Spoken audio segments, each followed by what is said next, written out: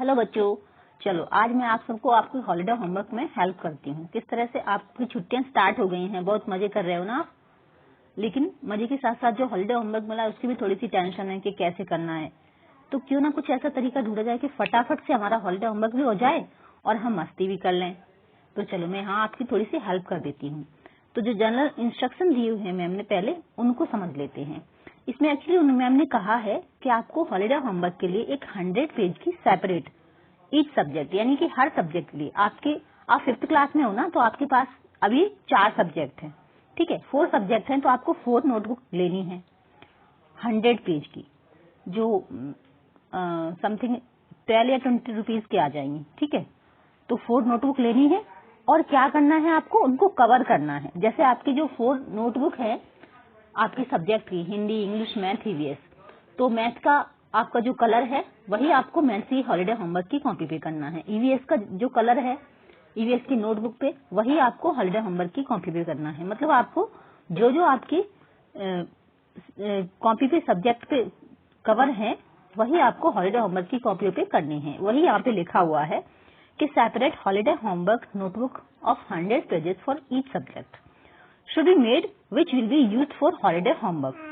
Throughout the season cover them color in which you have covered subject copies. ठीक है, आपका first जो instruction था हो गया। सेकंड आपका इंस्ट्रक्शन ये है कि completion of holiday homework is compulsory for each child, यानी कि हर बच्चे के लिए जो हॉलीडे होमवर्क है वो करना बहुत ही जरूरी है, कंपलसरी है, ठीक है। मन तो नहीं कर रहा लेकिन फिर भी करना है ना, इसीलिए मैंने कहा थोड़ी सी हेल्प करती हूँ। जरूरी है वरना मैम डांटेंगी बाद में कि क्यों नहीं किया, है ना। तो थर्ड लाइन है holiday homework copies will be submitted from 23 जून। और आपको क्या करना है, जो हॉलीडे होमवर्क है वो जैसे आपके स्कूल खुलेंगे ना, तो आपके जैसे हॉलीडे स्कूल खुलेंगे तो 23 जून को, 22 को खुलेंगे, 23 को खुलेंगे, तो 21 से खुल रहे हैं, 21 को, हाँ 21 को खुलेंगे, तो आपको 23 से कभी भी आप जमा कर सकते हो और 2 जुलाई तक, ठीक है। 2 जुलाई के बाद मैम सबमिट नहीं करेंगी, तो उससे पहले पहले, स्कूल खुलने से पहले पहले हमें अपना होमवर्क खत्म करना है ना, इसीलिए। तो फिर नीचे क्या लिखा है, स्टार लगा के देखो, ये लिखा हुआ है ना मैम ने, no homework will be accepted after 2 July. तो आप अभी होमवर्क नहीं करोगे और बाद में आप सोचोगे कि मैम ले लेंगी, तो वो लेंगी नहीं, ठीक है। इसलिए आपको अभी करना है। कुछ नहीं, दिन में सिर्फ 1 घंटा के लिए आप बैठ जाओ तो भी आपका होमवर्क खत्म हो जाएगा, ठीक है। और मैं आपकी हेल्प करूंगी कि किस तरह से करना है, ठीक है। और फिर नेक्स्ट क्या लिखा है, do not share your holiday homework in WhatsApp class group. तो आपको क्या करना है, हॉलीडे होमवर्क जो है वो व्हाट्सएप ग्रुप पे, जो आपका क्लास का ग्रुप होगा उस पर शेयर नहीं करना है।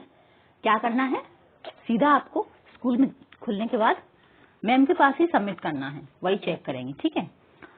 अब ये हो गया आपका जो जनरल इंस्ट्रक्शन थे वो। अब हम समझ लेते हैं हॉलीडे होमवर्क में करना क्या है, और साथ में आज स्टार्ट भी कर देंगे थोड़ा सा। तो सबसे पहले इंग्लिश में जो दिया गया है, ये पॉइंट आप देख पा रहे होंगे। इंग्लिश का क्या है, do the hand writing practice. तो आपको क्या करना है, डेली आप जब भी आपको मन करे पढ़ने का, थोड़ा सा मॉर्निंग में, इवनिंग में या आफ्टरनून में, जब भी आपका मन करे 1 पेज इंग्लिश राइटिंग, 1 पेज आप कर लिया करो, ठीक है। और जहां भी आपको समस्या हो, आप नहीं कर पा रहे, वहां मैं हेल्प करूंगी, ठीक है। तो मैं बताती हूँ नेक्स्ट क्या है, ठीक है। तो सेकंड टॉपिक हमारा कौन सा है, राइट अ पैराग्राफ, ठीक है। Write a report on how I spend my vacation. यानी कि ये जो पॉइंट है ना आपका सेकंड वाला, वो आपको अभी लिखने की जरूरत नहीं है। अभी आप डेली हैंड राइटिंग कीजिए, प्रैक्टिस कीजिए, कम से कम आपको 10 पेज करने हैं। एक्चुअली मैम ने 10 पेज ही दिए हैं, तो आप कभी कभी स्किप भी कर सकते हो, लेकिन आपको लिखना अच्छा लगता है तो आप डेली लिख सकते हो, कोई प्रॉब्लम भी नहीं है, ठीक है। और सेकंड पॉइंट जो है कि how I spend my vacation, यानी कि आपने अपनी छुट्टियां कैसे बिताई, तो उनके ऊपर तो आप रिपोर्ट तभी लिख पाओगे ना जब आपका हॉलीडे खत्म हो जाएगा, या आप मतलब कहीं छुट्टियां मनाने गए होगे, है ना। तो इसलिए ये आप खुद से बनाना, लेकिन लिखना कैसे है वो मैं आपको बता दूंगी, ठीक है। तो अभी अब इंग्लिश का हमारा जो थर्ड पॉइंट है, वो क्या करना है, आपको अपनी इंग्लिश की जो नोटबुक है, सॉरी बुक है, रिवाइज यूनिट फर्स्ट, एस्टीमेन जो मैम आपको पढ़ा चुकी हैं, और वंडरफुल वेस्ट, ये दो यूनिट फर्स्ट में ही दोनों चैप्टर है ना। तो आप इनको क्या करना है, आप जब राइटिंग कर रहे हैं ना तो इन्हीं चैप्टर की राइटिंग कर लो, आपका रिवीजन भी हो जाएगा, राइटिंग भी हो जाएगी। ठीक है, इन्हीं दोनों चैप्टर को आप लिख लो तो आप याद भी कर लोगे, रिवीजन भी हो जाएगा, राइटिंग भी हो जाएगी। ठीक है, तो इनको लिख लो आप। कुछ इसमें न्यू वर्ड्स मिलते हैं आपको जिनकी मीनिंग आपको नहीं पता है, तो उनको आप किसी से पूछ लो या डिक्शनरी में से देख के लर्न कर लो, उनकी स्पेलिंग लर्न कर लो और मीनिंग भी समझ लो। ठीक है, फिर है write a short paragraph on things you like to eat in summer and draw them 5 things, यानी कि 5 चीजें लिखनी है। जैसे आपको आइसक्रीम खाना पसंद है, ठीक है, गर्मी में सबको आइसक्रीम खाना पसंद होता है, मुझे भी पसंद है। या फिर जो सीजनल गर्मी में बहुत सारे फ्रूट आते हैं, जैसे मैंगो हो गया। ठीक है, तो आप में से कितने बच्चों को क्या क्या पसंद है, वो 5 चीजें आपको लिखनी है। कोई रेसिपी हो सकती है जो आपके घर में स्पेशली आपकी मदर या ग्रैंडमा बनाती हो कोई, तो कोई भी चीज आप लिख सकते हो जो कि आपने गर्मी में, स्पेशली गर्मी में कोई ड्रिंक हो गई, कोई कोल्ड ड्रिंक हो गई जो आप गर्मियों में पीना पसंद करते हो, तो कोई भी टोटल मतलब आपको 5 चीजें लिखनी है। ठीक, तो ये आपका इंग्लिश का पोर्शन हो गया। जहां भी आपको कोई समस्या हो आप कमेंट बॉक्स में बता दीजिए, मैं वो करवा दूंगी। ठीक है, फिर आपका सेकंड है हिंदी का। हिंदी में क्या करना है आपको, प्रतिदिन 2 सकारात्मक समाचार लिखना है। तो वो कैसे लिख सकते हो, आपके पास 2 तरीके हैं। एक तो आपके घर में न्यूज़पेपर आता होगा, अखबार, तो वहां से आप पढ़ के लिख सकते हो। ठीक है, अगर आपके घर में पेपर नहीं आता है तो मोबाइल आप यूज कर ही रहे हो, जितने बच्चे भी मोबाइल यूज कर रहे हैं तो वो मोबाइल में न्यूज देख सकते हैं, वहां से भी लिख सकते हैं। ठीक है, अगर ये भी आप नहीं कर पा रहे हो ना तो कोई बात नहीं, मैं एक दिन सारे जो आपके हॉलीडेज हैं उनका बना के एक वीडियो दे दूंगी आपको। ठीक है, लेकिन पता है आपको, मैं यदि वीडियो बना के दूंगी तो आप सीखोगे नहीं। एक्चुअली मैम का जो उद्देश्य था ये होमवर्क देने का कि प्रतिदिन 2 सकारात्मक समाचार लिखो, वो ये था कि आपके अंदर न्यूज़पेपर पढ़ने की हैबिट इम्प्रूव हो। तो मुझे लगता है कि इस तरह से वीडियो से हॉलिडे होमवर्क खत्म करना not a good thing, you know. तो कोशिश करो, आप बोल दो पेरेंट्स को कि न्यूज़पेपर लगा दें। ठीक है, आप 5th क्लास में आ गए हो ना, अभी से आप यदि न्यूज़पेपर पढ़ने की हैबिट डालोगे तो आपके लिए बहुत अच्छा है। ठीक है, आगे आपको इससे बहुत हेल्प होगी। ठीक है, फिर है कि प्रतिदिन 5 नए शब्द लिखना है। अब नए शब्द आपके पास कहाँ से आएंगे, तो गर्मियों की छुट्टियां हैं, आपको मतलब कई सारी बुक्स पढ़ने की हैबिट डालनी चाहिए। आपको जो भी कहानियों की किताबें अच्छी लगती हों, चाहे वो हिंदी में हो, इंग्लिश में, किसी में भी आपको अच्छी लगती है ना, तो उनको पढ़ो उनमें। और अगर आपको ये सारी चीजें मिल नहीं पा रही हैं तो आपके घर में ही कोई बुक्स पढ़ी हो उनको पढ़ो। तो जहां भी कुछ आपको नया मिलता है तो वो आप अपनी नोटबुक में लिख लो। ठीक है, सिर्फ 5 शब्द ही तो लिखने हैं। ठीक है, तो आप कोई बुक पढ़ोगे या कोई कहानी सुनोगे, वहां से भी ये आप नए शब्द लिख सकते हो। कहीं नहीं मिल रही तो आप अपने कोर्स की बुक पढ़ लो। ठीक है, कुछ नहीं मिल रहा है ना, कोई बात नहीं, अपने कोर्स की बुक पढ़ लो। आपके पास हिंदी है, इंग्लिश है, ईवीएस है, मैथ है, ये सारी बुक आप पढ़ोगे ना तो इनमें कई सारे शब्द आपको नए मिलेंगे। ठीक है, जिनका मीनिंग आपको पता नहीं होगा, तो वही आपके लिए नए शब्द हो जाएंगे। ठीक है, और फिर उनको आप क्या करना है, वाक्य बनाना है, उनको वाक्य में प्रयोग करना है। जैसे आपको कोई नया शब्द मिला, रवाना। ठीक है, रवाना क्या होता है, क्या आपने कभी इसको पहले पढ़ा है? पढ़ा है तो अच्छी बात है, लेकिन नहीं पढ़ा है तो ये आपके लिए नया शब्द होगा ना। तो आपको क्या करना है, तो ये एक्चुअल वर्ड आपकी जो हिंदी की रिमझिम बुक है ना, उसी में है, आपका फर्स्ट चैप्टर राखी रस्सी उसमें है।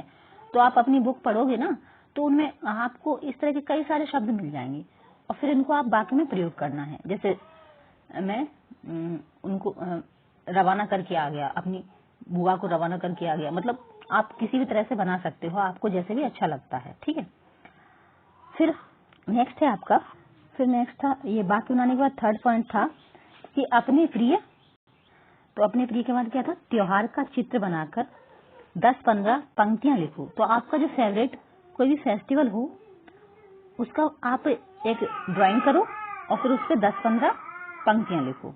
ठीक है, आप ये कैसे लिखोगे उसमें मैं आपकी हेल्प करूंगा, आप कमेंट बॉक्स में बताइए।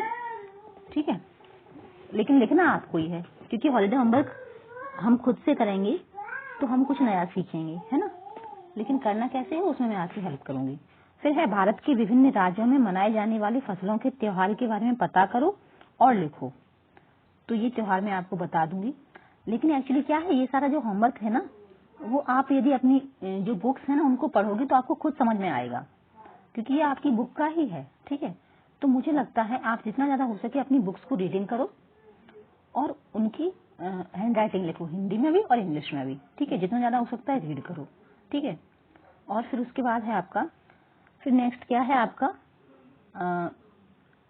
जो काम आपको कराया गया है ना हिंदी में, चैप्टर पढ़ा दिए हैं, उनको आपको याद करना है। ठीक है, और फिर 10 से 20 पेज आपको सुलेख लिखना है। तो हिंदी इंग्लिश में राइटिंग तो आपको करनी है, सुंदर सुंदर राइटिंग लिखो जिससे आपकी राइटिंग अच्छी भी हो जाए। ठीक है, फिर है कि अपनी पाठ्य पुस्तक अथवा अन्य किसी पुस्तक का एक पेज रोज पढ़ें। तो वही मैं कह रही हूँ कि पढ़ने की हैबिट इंप्रूव हो आपके अंदर, तो आप डेली बुक्स पढ़ा करो। कोई भी, आप बाहर से कोई आपको स्टोरी बुक पसंद है, कोई कॉमिक पसंद है, वो पढ़ लो। वो नहीं अवेलेबल है तो अपनी खुद की बुक्स पढ़ लो, है ना। वो भी तो नई नई बुक्स मिलती हैं तो पढ़ने का मन करता है ना, फटाफट खत्म कर दें हॉलीडे में, है ना। तो पढ़ो। फिर उसके बाद आपका आता है मैथ्स। मैथ्स में क्या करना है, व्हाट इज हाइकू। तो आपने फर्स्ट चैप्टर मैथ का पढ़ा दिया ना मैम ने, तो मैम ने ये भी समझा दिया है कि हाइकू होता क्या है ना। तो मैं भी बता दूंगी कि क्या होता है, किस तरह से लिखना है, मैम का अगर समझ ना आया हो तो। ठीक है, तो फिर क्या करना है, आपको ये हाइकू लिखना है। और यह हिंट भी है ना कि टेक्स्ट बुक के पेज नंबर 1 पे दिया हुआ है।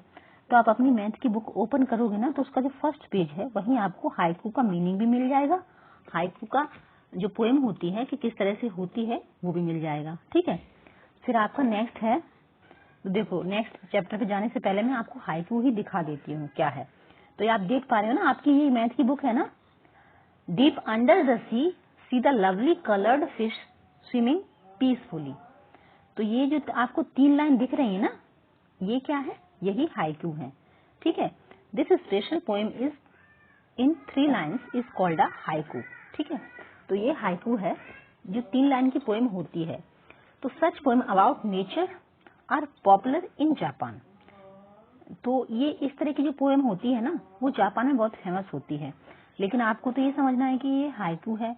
तो इस तरह की पोएम आपको ना खुद से अपने मन से अपने आपके दिमाग में क्या आ रहा है नेचर के प्रति, जैसे भी सिर्फ 3 लाइनें तो हैं, तो आप खुद से कोशिश कीजिए बनाने की, क्योंकि हर बच्चा ना स्पेशल होता है और आपके अंदर वो स्पेशलिटी है।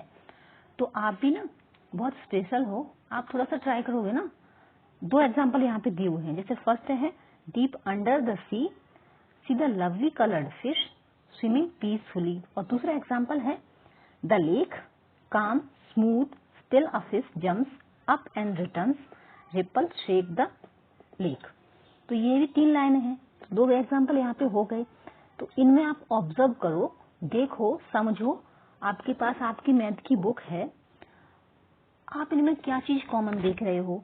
ठीक है, और थोड़ा सा आप अपने आप को ना शांत से बैठ के सोचो, आप क्या इस तरह से 3 लाइन की कोई पोएम बना सकते हो, तो वो ट्राई करो। ठीक है, और भी एग्जाम्पल देती हूँ मैं, जैसे हम क्या लिख सकते हैं, we love to fly high. ठीक है, we love to fly high. ठीक है, और दूसरी लाइन लिख सकते हैं, we want to touch sky. ठीक है, we want to touch sky. ठीक है, तो इस तरह से हम, तो इस तरह से जैसे आपको इसमें राइमिंग लग रही है ना, we love to fly high, ये राइमिंग वर्ड हो गया, we want to touch sky. तो इसी तरह से आप 2-3 लाइन लिख सकते हो अपने खुद का, आपको जो भी अच्छा लगता है। ठीक है, तो वो लिख सकते हो आप।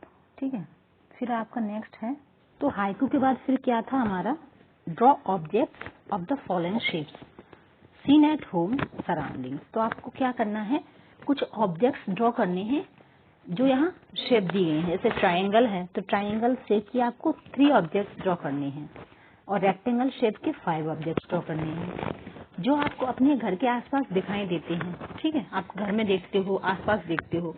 जैसे ट्राइंगल भी ले लेते हैं, ठीक है।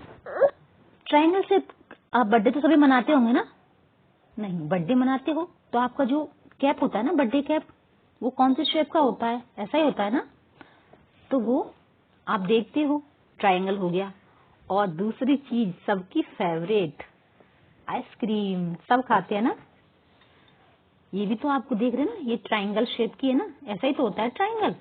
तो ये भी आपकी ट्राइंगल हो गई। तो 3 ही ऑब्जेक्ट तो आपको ड्रॉ करने हैं। एक आप अपने दिमाग से सोचो, आपको अपने आसपास क्या दिख रहा है जो कि ट्राइंगल शेप का हो, ठीक है। एक आपका बर्थडे हैट हो गया, एक आइसक्रीम हो गई। और इसी तरह से फिर आपको रेक्टेंगल शेप में 5 चीजें। अब रेक्टेंगल शेप में 5 चीजें क्या हो सकती हैं? तो रेक्टेंगल में तो बहुत सारी चीजें होती हैं। बुक है, नोटबुक है ना? और क्या है? आपका ज्योमेट्री बॉक्स है। इस साल तो आपको ज्योमेट्री बॉक्स ही मिल गया ना, 5th में आ गए हो, तो वो भी तो आपका रेक्टेंगल शेप का ही है ना। तो इसी तरह से आप अपने आसपास और भी चीजें देख सकते हो, है ना। तो आपका ज्योमेट्री बॉक्स हो गया, ठीक है। और आपकी नोटबुक हो गई। रेक्टेंगल एक्चुअली क्या होता है? जिसकी 2 साइड इक्वल होती हैं, ठीक है। आपको ये पता है, और नहीं पता है तो आप अभी पढ़ोगे, ठीक है। और फिर आपका थर्ड है, और फिर है आपका स्क्वायर। स्क्वायर में आपको सिर्फ 2 ऑब्जेक्ट बनाने हैं, ठीक है। जैसे आपका क्या हो गया? स्क्वायर, आप अपने आसपास क्या देखते हो स्क्वायर शेप में? आप लूडो खेलते हो ना, उसका जो डायस होता है वो भी तो स्क्वायर शेप का ही होता है ना।